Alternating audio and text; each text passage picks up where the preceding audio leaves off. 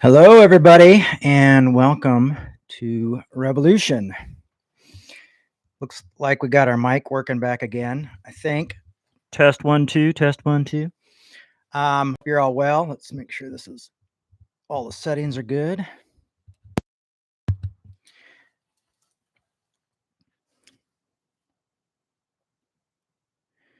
Well, welcome to Revolution. It is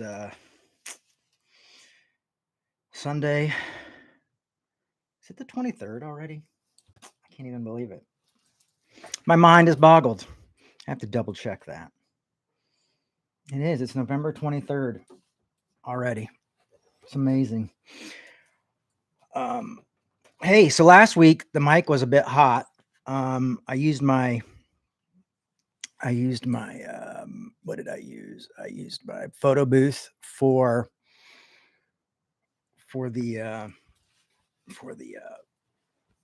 video last week, and so I guess my microphone didn't go through, so I was like yelling into the computer, and it sounded really, really hot. But what I wanted to say was last week's talk, which was ethical temptation, really I really enjoyed. I really felt like it was one of my better talks. I was really proud of it, and I hope you guys will, if you haven't listened, you will listen, and if you have listened, that you'll share it with other people, because that would really be exciting as well, because I really want to get that talk out there. I really liked it. You can see I promoted it quite a bit, and we'll continue to promote it, and hopefully this will be up in the next day or two. Also, look at this miracle. See what's over here. See the glitter lamp, kind of glitter lava. There's no lava in it. It's just glitter. So the light in that stopped working, and it hasn't been working for like over 2 months, maybe a month and a half. And I turned it on today, and it's a Christmas miracle. It's an end of November miracle. It's a pre-Thanksgiving miracle that somehow the colored lights turned back on. So there you go. What a day. And then we got over here, we got Pee-wee and my other lava lamp that I didn't turn on soon enough for you to see. Over here, look at this. Do you know who that is right there? That's my old cat Pedro up there, but right below Pedro. Do you know who that is? Anyway, that's the magic shelf. Lots of cool stuff on there. So, yeah, what a time to be alive.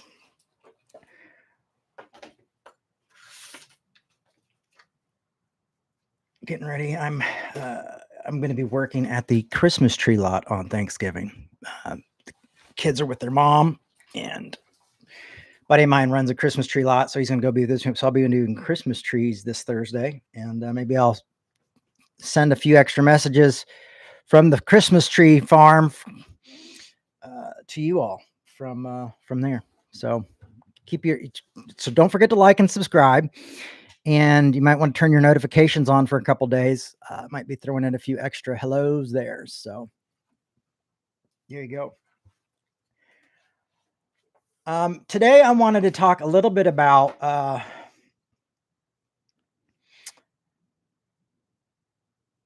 basically the judgment of the poor. You know, this idea of thank God I'm not like them.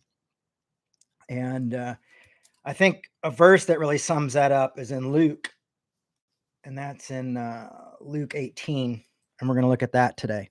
Oh, good morning, everyone, by the way. I see some folks here. And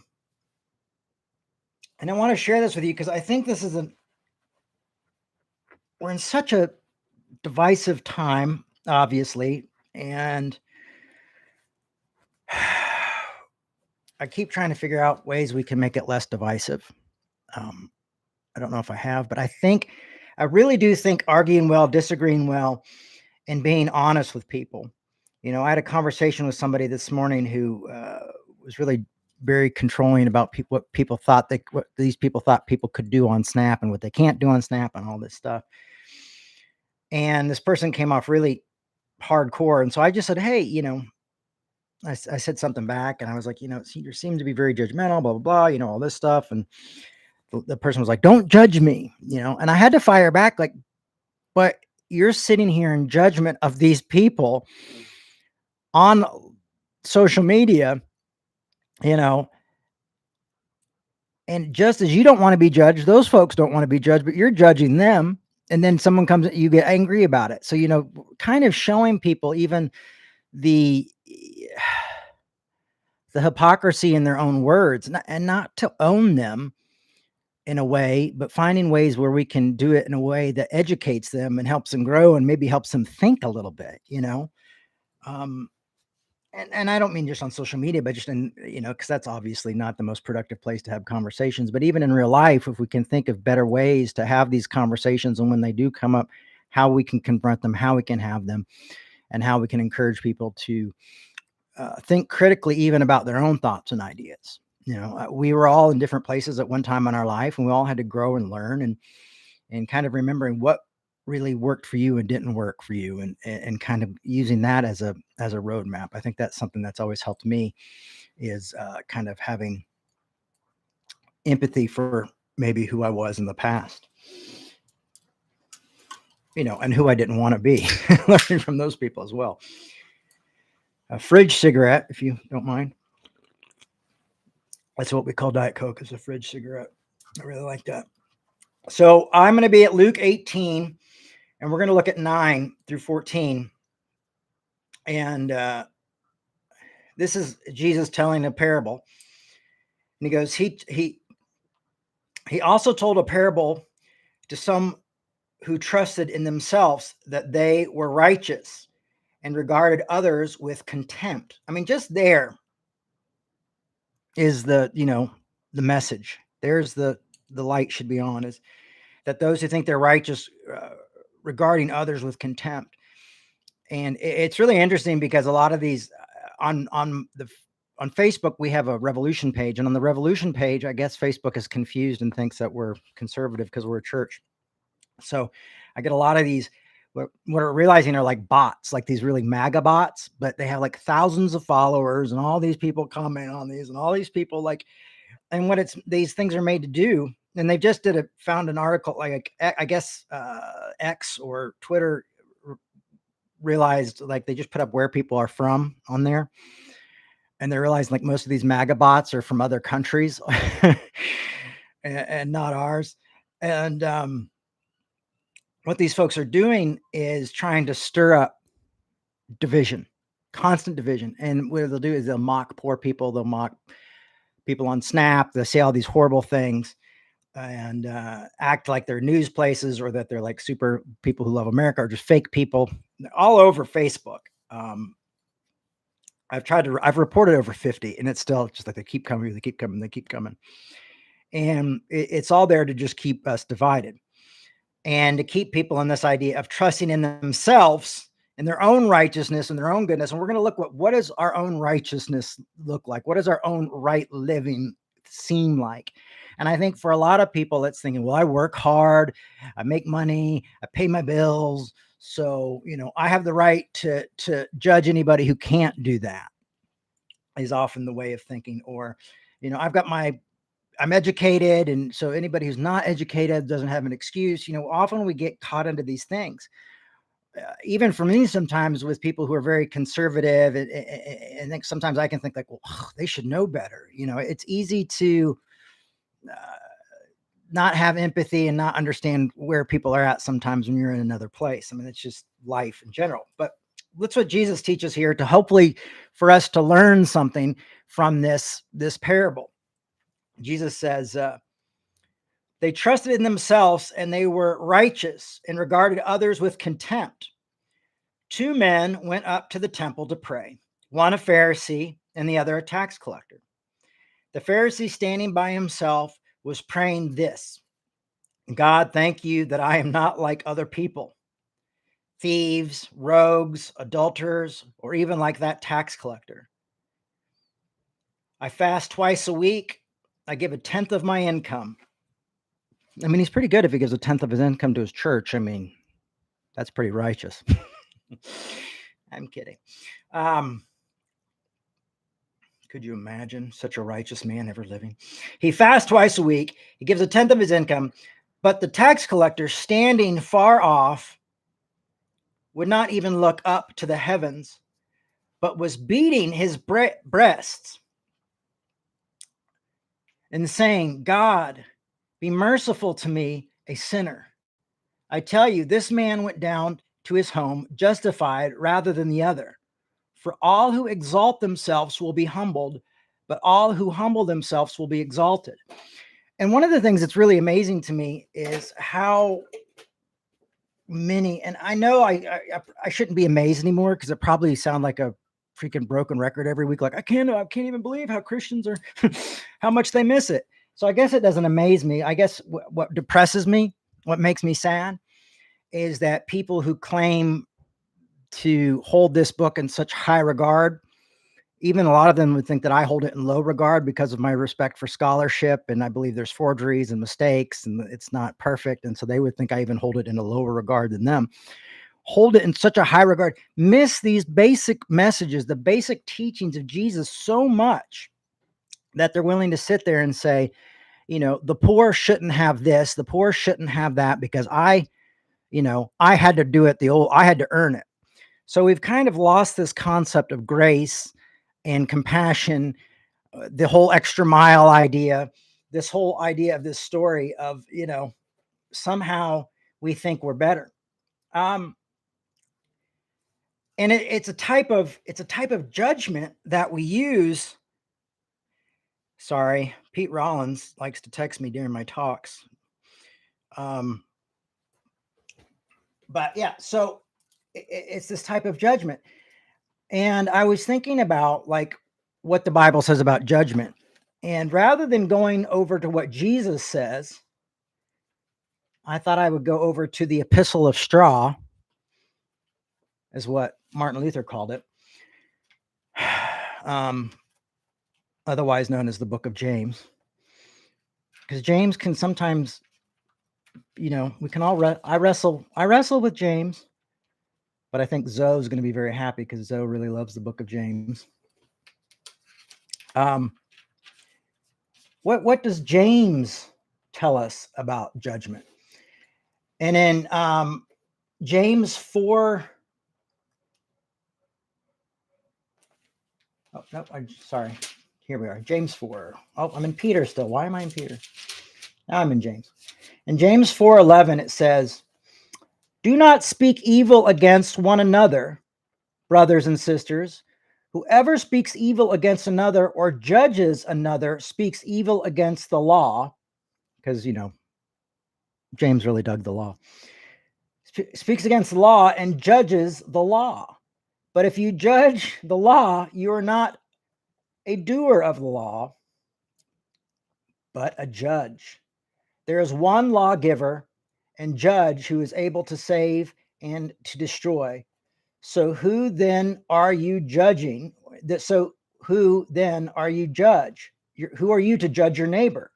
So even James says, don't judge your neighbor. Now, Jesus also says, don't judge. How you judge, you will be judged, pressed down, shaken together, and running over.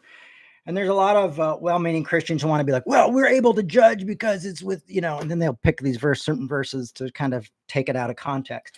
But what I want to make really clear is this isn't even a talk about sin. This isn't about judging someone for being a sinner or doing something in the 10 Commandments or anything like that. This is people judging people for not doing well in life, for not maybe, or struggling economically in their own country. This is people talking to their own country who are struggling and not only want to judge them, but want to say like, well, they shouldn't be able to buy hot food, or they shouldn't be able to get fast food, or they shouldn't be able to get this type of food. And they're wanting to regulate it. And it's just like Christianity, where people want to put an asterisk next to grace, an asterisk next to forgiveness, and all this, because we always want to have, we become like hall monitors, we become grace monitors. And I see a lot of these, I'm sure well-meaning Christians, but unfortunately they've lost their way, who've now become food monitors for the poor. And the poor people should only get this and this and this. I mean, and it's wild to me to see this, because these are not people that you're going to see talking about, like I can't help my taxes go to the military and kill people that I find innocent, and give military equipment to countries that I don't agree with, killing people and committing genocides.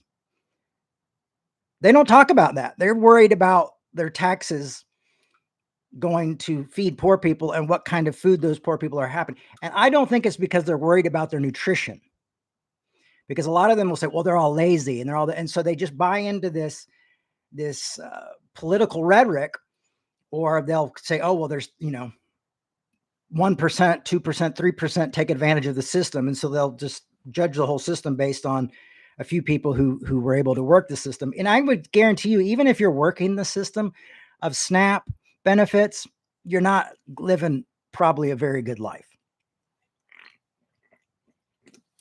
SNAP doesn't provide that much, folks. And most of the people on SNAP are elderly folks or people who can't work because of handicap, and some people who work at Walmart or Amazon, the two biggest corporations in our country, because those two corporations don't pay enough for people to make a livable wage full time. So we have all these people not concerned about the billionaires, but concerned about the poor. And I think that's what's so scary about having these bots, these MAGA bots everywhere, causing division and constantly judging the hungry and the least of these. We've literally turned on the very people that Jesus called us to care about, the least of these and the other. And who is the other, you may ask? We'll get to that in a minute. But there's this strange need for control. Also, let me just put it, if you want to read some other verses about judgment, jot this down. Luke 6:37, go check that out. Matthew 7:1, check that out. And people love Romans to judge people with. So why don't you go check out Romans 2:1? Those are some other verses about judgment that are worth your look. I just didn't get to because of time. So the poor. So we worry about the poor, not the military or the rich. And again, I said, we're not talking about sin. We're literally talking about hungry people. And, God forbid a child has a birthday cake of a poor family, or people say, well, we need to do drug testing. I've seen people saying, oh, we got a drug test. I'm like, so you're telling me people who are drug addicts don't deserve food, and drug addicts' children don't deserve food? I mean, this is the world we're in the richest country in the world, maybe in line with China right now, but still we're arguing why people shouldn't eat or what they can eat, or we want to police the poor. We want to police, and it's very sad. It's very sad to see that this has become such a big issue. And something that people care enough about. I wish they would care more about these people actually getting food and having better benefits and getting livable wages, as much as they were worried about what these people are eating and what these people can buy. I wish they cared about the tax dollars going towards the military, or the tax dollars not going to help people who can't afford insurance or things like that, maybe going towards the sick. Like, how have we've become a very individualistic society, and that's not how communities work. That's not how cities work. That's not how states work. I mean, it's supposed to be the people, we the people, not we the individuals. It's like we constantly have to remind these folks that the poor are not your children. They're not people that you can control, not people that you can talk down to, not people that you should be tearing apart, but people you should be finding out ways to help. I mean, you think we would all be fighting for livable wages. Right now I'm in like ground zero for Starbucks, and there's a lot of the union people are protesting the Starbucks around here. And it's really cool to see. I go, honk, honk, honk. And it was really weird because I was coming out of Taco Time the other day, and it's right next door to a Starbucks. And there are all these people, Starbucks people, are protesting. I was honking my horn, but I had to stop my car because this big white Mercedes wanted to come in and get at Starbucks. And it just seemed like the perfect image of like just a wealthy person who just doesn't really get it, probably doesn't understand why the people are, and just drives on by and gets their Starbucks. They're not really worried about anybody else but themselves. I mean, that might not be the fact, but it was a pretty powerful image.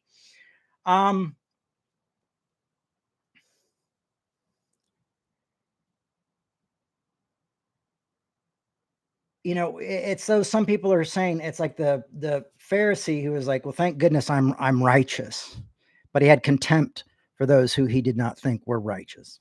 He had a contempt for those who are lower. And it's like people have decided that the poor shall suffer for lack of success. And unfortunately, in this country, with how we think about success and capitalism and pulling ourselves up by your bootstraps, we think that anybody who is poor must not be working hard. Now, I'm going to let you know I'm very poor right now. I could probably actually be on SNAP benefits at this point, and I'm working 2 different jobs and about to start a third one this week. And that's not including Revolution. And the work I did this past weekend, I peeled up linoleum off the floor. I filled in cracks in walls. I trimmed trees. I was in such pain the next day because I did 2 days of just this. I had to power wash sidewalks and driveways, and the power wash machine wasn't working well, so I had to keep it about 3 inches off the ground. So I was soaked from my knees to toes. And I'm saying, like, I worked really, really hard. Like, I was really exhausted. This was really tough work. I mean, it was like hurts the body a bit. I had to also get down and clean that floor after I replaced it, like on my hands and knees to make sure it was clean and ready for the new tenant to come in. And I'm not saying, oh, poor me, but what I'm saying is that's tough work, especially when you're almost 50. And this type of work doesn't provides $25 an hour, but I don't get very many hours. And it's my landlord, so he takes some of the money off my rent. But that point is like people do work really hard who don't make enough to make a living. There are people working 5, 6, 7 times harder than that. People who work in factories all day and Amazon all day. People who stand up and when you go to Walmart, all those workers you see, most of them do not make a livable wage. And people doing all sorts of types of different jobs and odd jobs and who pick up our trash and who clean up our sidewalks and do these things who aren't making livable wages. And that should be the injustice. The fact that they do this hard work and they can't afford to put food in their mouth, rather than the fact of so many of us sitting down going like, well, they need to suffer for their lack of success. They need to do what I did. You see, this is where grace comes in to be a very practical thing, not just grace as anarchy and this wild idea of forgiveness and thing, but this is where grace comes in practical, is realizing you got to give grace to sometimes situations you don't understand. And you've got to realize people are very different and how they live is very different, what they do, and to not give in to this kind of political rhetoric of like, oh, the lazy 20-year-old who's sitting down, playing video games all day. That's not who's on SNAP. I promise you that. You have to file out work. You have to give your social security number. You have to tell them what you're doing. I've tried to get it before. I've registered for SNAP before and not gotten it. And then there was a time where I got it for a summer for my kids. So point is like people struggle. People have hard times. People are going through it. And so many people who call themselves followers of Christ are sitting there, demeaning these people, saying they're lazy and doing this and adding insult to injury. And it's almost to the point where I feel like sometimes we should be like, get behind me, Satan, like Jesus did to Peter. Like I'm not going to live in a world like that anymore. I'm not going to live in the richest country in the world and watch this happen to my fellow country folks, to my fellow countrymen. That's just not going to happen. And here's the irony of that. At a lot of these folks, I used to work at a place called Safe House Outreach in Atlanta, Georgia. And we worked with the homeless. And a lot of what we did was feeding the homeless, also helping them get job applications and suits and stuff for their applications and things like that. And but all these wealthy, middle class, upper class churches would come in and bring volunteer teams in. And youth groups would come in with, all these people would come in and do feedings. And it's funny because it's not funny. It's sad because a lot of these same people who love feeding these folks, who love putting these pictures up on their churches going like, look what we're doing. And they'll do a few things here that really disturb me. As one, they love feeding them. They love the recognition it gets. They love how it makes them feel. They like what they're doing. They live feeling a better person, maybe a changed person. I'm not saying it's not helpful because I think it is helpful. Um, but then when it really comes down to caring for the people as individuals, they could care less. Or when it comes down to their tax money, these are the same folks who are saying, well, I don't think we should, I don't think people should buy prepared food on SNAP. I don't think people should be able to go to fast food restaurants. I think people should only buy these certain things these are the same people who are doing that. And then they'll often use their own volunteer work as an excuse. And I just know this because I've experienced it firsthand with folks. And they'll say, well, I worked at down at the soup kitchen, or I, worked at the food pantry. We have a food pantry. And I've literally had people who've said they work at food pantries tell me they don't think kids should get free food in school. Don't think they should get free lunches. And then tell me it's because they worked in a food pantry. Now, I don't know many people that you would go into a food pantry and ask them if kids deserve free lunches, and they would say no. Um, I recently saw a reporter go down and ask at these pro-life rally and start asking people if they would sign a thing for kids getting free meals, free school lunches. And probably out of 60 people he asked, only about 4 people thought that that was a good idea. So we've got a problem here. We've got a hypocrisy problem here. We've got a problem of lack of critical thinking. And I don't even want to say lack of critical thinking. I just want to think they have a lack of basic thinking, a lack of the Bible. They don't even know what they're fighting for. Uh, they say, "Oh, I'm fighting for the unborn." We were right, and then after that happens, they forget the very message of Christ. And Christ doesn't really say anything about the unborn. I mean, I would argue that there's not really anything about that there, but there's a lot about people who are here and people who are poor and people who are struggling. There's a lot about that there and what we should do. But it was just wild to me to see this idea of you've got people who love to feed the poor, love to go across the country, feed the poor, and build a little church building or something or school building. But when it comes down to it, they protest that their taxes are helping people eat, and they want to police what those people can eat or can't eat. And they want to, they're concerned about free lunches at school. I mean, this is such misguidedness that it must be confronted. It must be talked about, and it must be argued well. Um, it seems like a basic thing.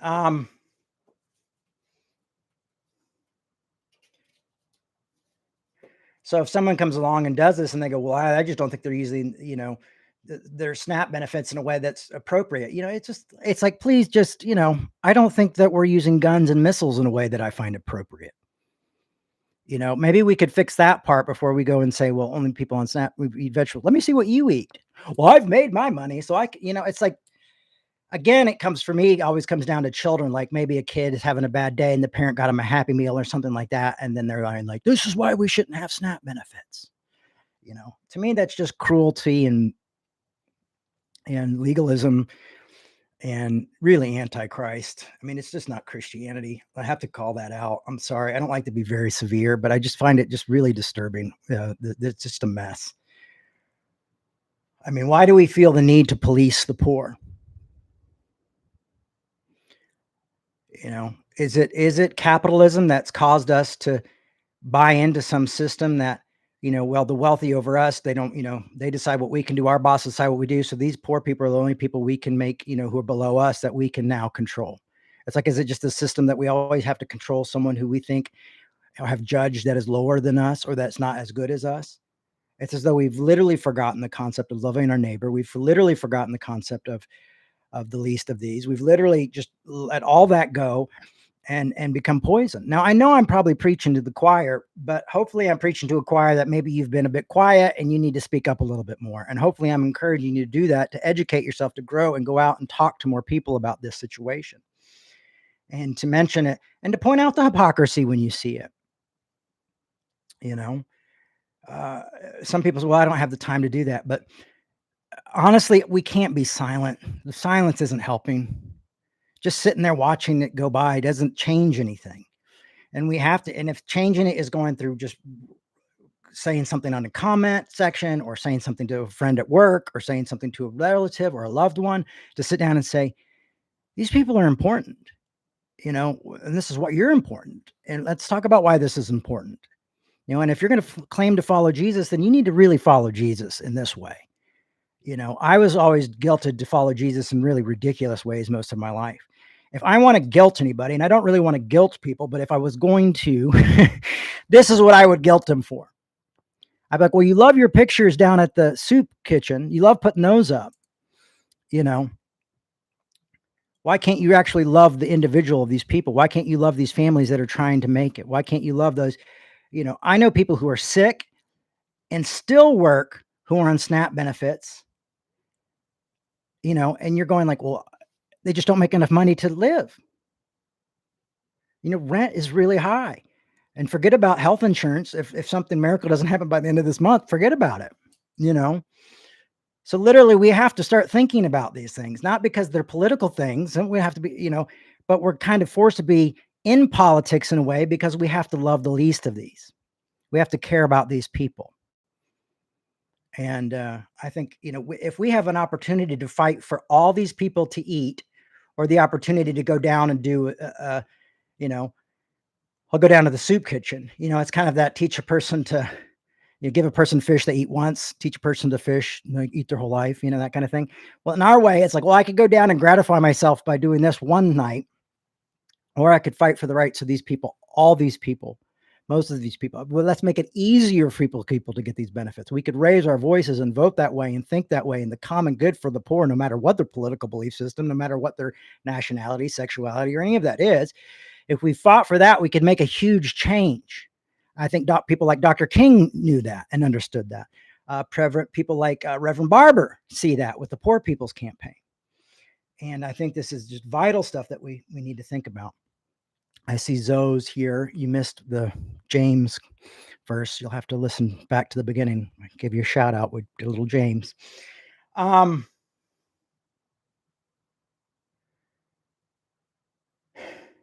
So the way we treat the poor and the immigrant, see, now I'm throwing in the immigrant because the immigrant is the other.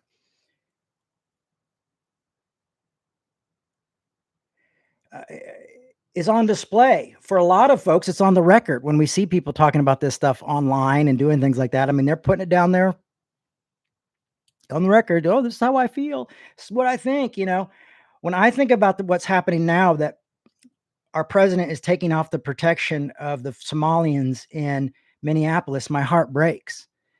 When I went through my divorce, when I was in Minnesota and going through quite a bit,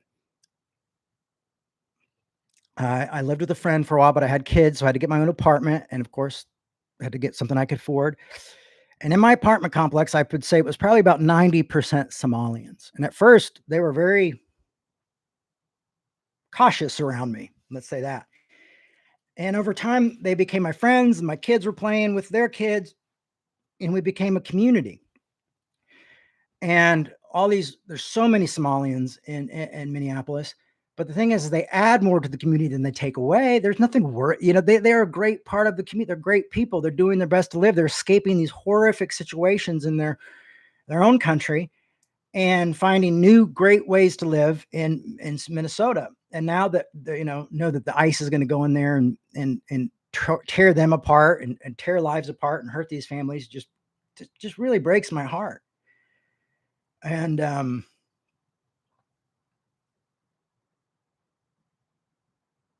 I see it in Charlotte, where I grew up until I was about 11. I lived there on and off a couple times after that. I see it in Atlanta, where I really started my own revolution there and lived there for a while. And I see these communities of these people just being torn apart and families being torn apart.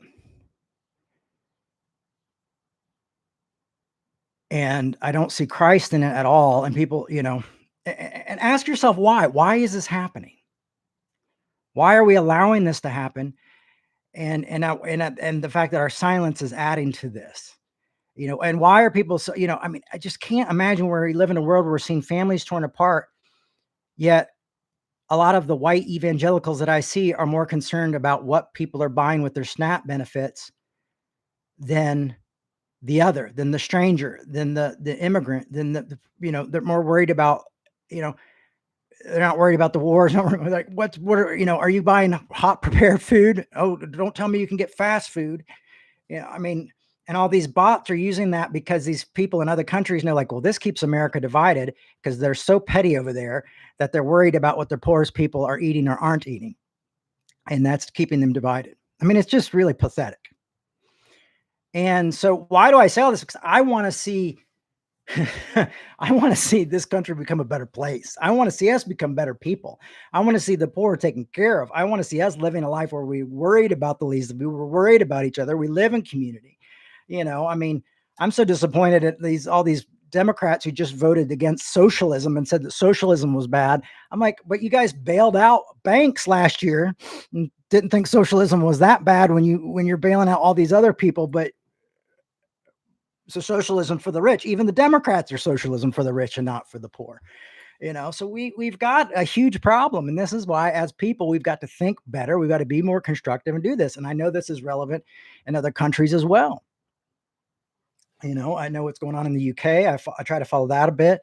And I'm sure my Canadian friends and brothers and sisters can understand this as well. How grace doesn't work is something that we've become very good at. We've become very good at how not to live a life of grace and how it doesn't work. And I talked about this a little bit last week with the ethical temptation. And I want to continue to tempt people with these type of ethics of saying, oh, rather than saying, well, what do they get? Are they buying hot food, prayer food? That's expensive. We should be like, hey, do they have enough money? So if they do have kids and their kids need maybe a birthday cake or something like that, hey, what can we do to make sure that these families are taken care of? How grace doesn't work. Well, and this is what grace I see a lot of. Well, I didn't get it, so they shouldn't. I worked this way and they should do what I did, or they shouldn't. They don't deserve it.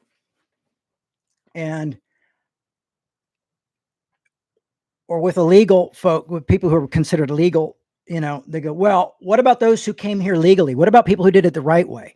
And so somehow we cancel out other humans' lives because something different happened. Maybe they couldn't afford it. Maybe they couldn't get a lawyer. Maybe they don't know how to do it. Maybe they don't speak English. Maybe they're afraid they're going to be deported if they do reach out. I mean, people are going to court to try to become citizens are actually being detained by ICE. So, I mean, that's not even the safe way. It's a lie. It's a trap. It's a trap, So those who came, what about those who came here legally? Or what about those who worked hard? Or, or remember when you were talking about letting college debt, relieving college debt loans. And everybody was like, well, I had to pay my loans. I had to do it the old fashioned way.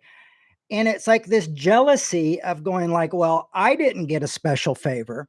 I didn't get forgiven. I've been a Christian since I was 2 years old.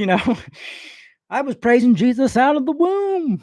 And I never needed grace. Why should they get it? Because that's what it sounds like to me. To me, that's not, well, I did it the legal. I had to go through all this stuff and now they're just going to get it. That's not fair. Well, guess what? Grace is not fair. That's why we say grace is anarchy. It doesn't work that way. But instead of being like a bastard and going like, well, I didn't get it that way, so they shouldn't get it. So I don't want anybody to get that. If I don't have it, they don't have it. Rather than doing that, we should be going like, I'm sorry. We should be more like the prodigal son, but we're all the brothers. This brother of our brother of you comes in after spending all that money on prostitutes and all this stuff, and you throw a party. How dare you? We've all become that very, like, not all of us. I know a lot of us don't feel this way, but in just different ways. But I think if you look in different situations in your life, you'll probably see areas where this comes up. Maybe somebody got a pay raise or something like this happened in your life, and it's really driving you crazy. Somebody got a new car, all this stuff. We get jealous. We get, oh, I wish that was me. We kind of want that kind of stuff.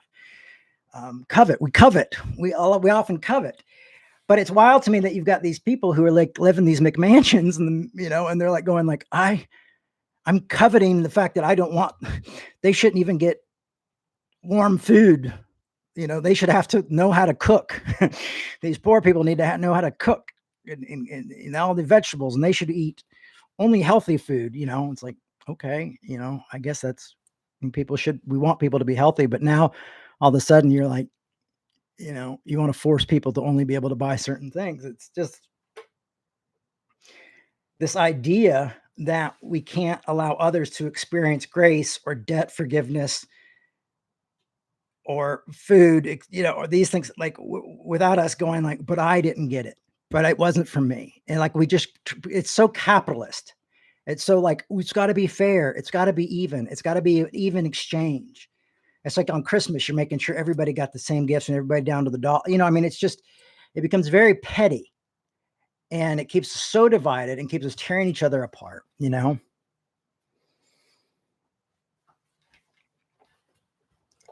And we see it often too when people make changes in their life. Okay, so for example, Major Taylor Greene,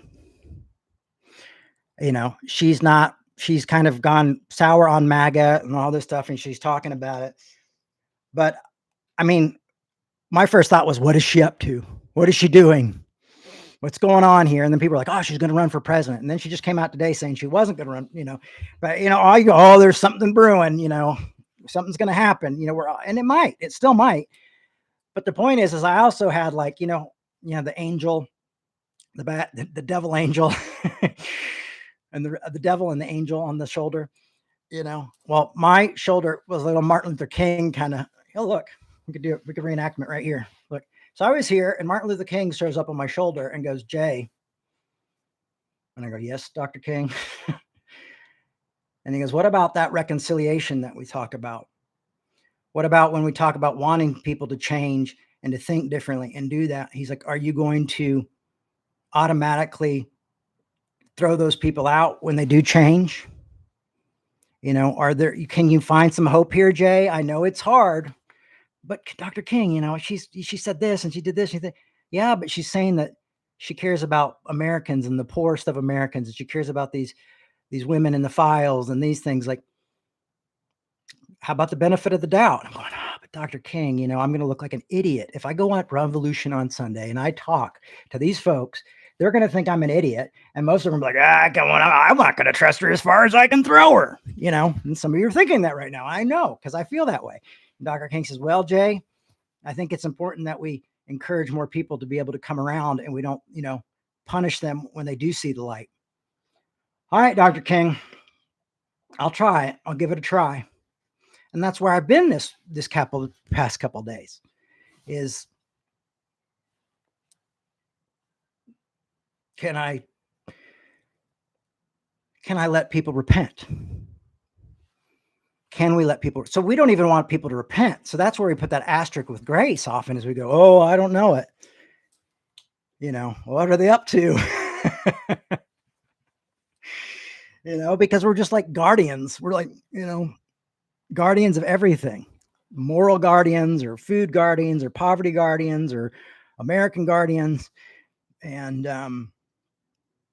but when we become numb to the suffering of others, when injustice becomes, when law becomes unjust, rebellion becomes,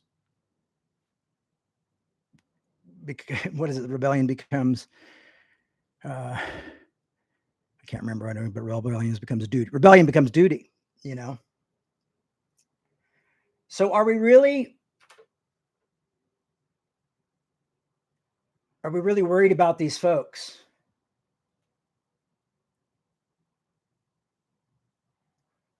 Are we wanting to be so fair that it causes others from getting help and the help they need and the grace that they need?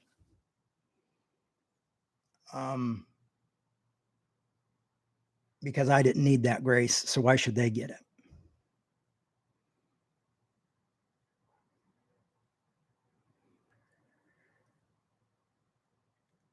So if you want to live an even life and you want it to be everybody to be even and everybody to be fair, grace is not fair. Grace is not for you. So grace is not fair, and I thank God it's not fair. But if you think it needs about even and people need to do what you need to do and they need to live up to your expectations constantly, and for them to be deserving of everything. If you think prisoners don't deserve 3 meals a day, if you don't, I think prisoners deserve to eat just as much as children deserve to eat. And we're just always so willing to have some sort of litmus test of who doesn't deserve to just common human decency in the richest country in the world. And to me, that's really sad. And what's sad to me is that we're also so many people who could really make a difference are so fucking quiet about it, and that we're not fighting for the greater good. And you don't have to be a hippie. You don't have to be a hippy dippy person. You don't have to be a social justice warrior in order to, fight for kids eating, fighting for, equal, livable wages and things like that. We can change that. We don't have to let it be, thank God for those people, but I get it. 'Cause sometimes I don't feel like I relate to those folks, and when I try to work with some of those folks who do a lot of social justice work, to be honest with you, they don't seem to like me very much. I don't know why. Or at least not welcome me. Like I have to always try to fight my way in. And I've worked with red letter Christians and that didn't work out too well. And I'm trying to work with the Poor People's Campaign, and it feels like it's almost impossible to get in there. But I'm going to continue to speak up. I'm going to continue to help people to get food. I'm going to continue to encourage all of you to speak up and speak loudly for this stuff. And we don't have to, that's what makes the world unique, is we're all different and we're all unique, and we can come from different circumstances and different ways of doing things. We don't have to do everything the way they do it. That's the beautiful thing about grace. So I think if we really want to believe that grace is anarchy, and we really want to be people of grace, people of compassion, and we really do want to follow the way of Jesus. And like James said, we're not going to judge people, because when we judge people, we judge the law. And Jesus says, how you judge, you will be judged. Why worry about the speck in your neighbor's eye when you have a log in your own eye? We've got Jesus saying that. We've got a lot of, Paul says, oh, you say what horrible people you are, but you're just as bad. You're judging yourselves by judging these people. You've got all this stuff about stop judging people and what they get or what they don't get. Stop envying them. Stop policing them, and start fighting for them. You might be the next one who gets the special favor. You might be the next one who gets the thing forgiven. You don't know. And really, you don't want a bunch of people sitting around going, look, you didn't deserve it. Like, no, I didn't deserve it. I was blessed, or I was lucky. This is great that this happened. Why we can't celebrate with people rather than feeling the need to keep it even is envy and jealousy always coming in and killing and stealing and destroying. And it's not just us that it affects others when we start to police people by their food or by their debt forgiveness or about, healthcare or livable wages. When we start to get really weird about that stuff, we may be actually hurting and adding to the pain. Like the Dodge cuts, what the Dodge cuts have done to U.S. healthcare across the world, what we did for, the aid we gave around the world, that stopped now. Thousands and thousands of people have died, a lot of them children, because we thought America first. That's what we don't realize, that when we vote, when our opinions and the things we say and how we treat each other, and these judgments do have consequences, big consequences. And that's why they have all these MAGA robots going on talking about the dangers of SNAP and why people shouldn't, people should pull themselves up with the bootstraps. These are people who don't even live in the country, don't have anything to do with that, but they know, like, if we do this, this just keeps Americans fighting, keeps them divided, and it keeps America weak. So that's something to think about. So if we really want to live a life of grace, if we really want to look at that, we've got to consider these issues as well.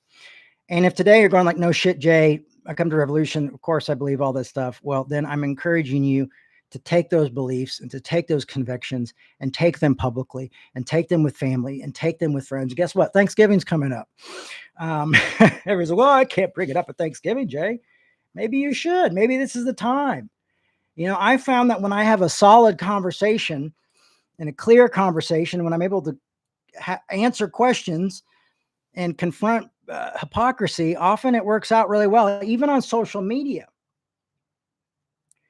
And, so I just want to encourage us to continue to speak up for the least of these, continue to speak up for immigrant brothers and sisters, continue to be pioneers of grace. Let's, continue to push grace even further and forgiveness, and let's get really radical with it. Anyway, most of the listeners are already gone, I can see. I'm sure it's because they were busy and not because what I was saying is boring or a pain in the ass, but it is kind of a pain in the ass, but it's worth it. So that's my challenge, folks. Thank you. As a reminder, Revolution is a 501c3. We could really use your support. Last week I said there's 3 of us. Now there's 4 of us. Ray, Teresa's husband, is going to come on and help us with Revolution as well. So we're really moving forward to doing some new stuff with Revolution, and we're trying to manage finances and get everything even tighter. And to be honest with you, we can't get much tighter financially with Revolution. We really do need your support. I would love to be able to pay my rent on time in December. That would be great. But when you give to Revolution, you donate to Revolution, it goes towards my pay. It goes towards making sure Revolution is able to have YouTube channels and websites, and we're going to hopefully have a new website. A lot of cool things are happening, but we really do need your support to continue to move forward and for me to continue to do this work. Like this week, I've been working my butt off and didn't have a lot of time for Revolution. And I don't like when that happens. It makes it tougher for me to study, tougher to get ready, tougher to do these things. And we've got some really cool ideas. We had a meeting on Saturday with Teresa and Ray, and it was really cool. And Brian's been having some meetings with our financial folks, and we're just trying to be as proactive as possible. But we really need your support. And so please consider making a tax-deductible donation to Revolution Church, and go to revolutionchurch.com to do that. No donation is too little. No donation is too big. And we've been doing this for 30 years, and I hope I got at least 20 more years left into this little project I've been trying to do for years. But we need your help. So please consider helping our work and continue to move that forward. Honestly, I'm just so tired of asking. I feel beat, and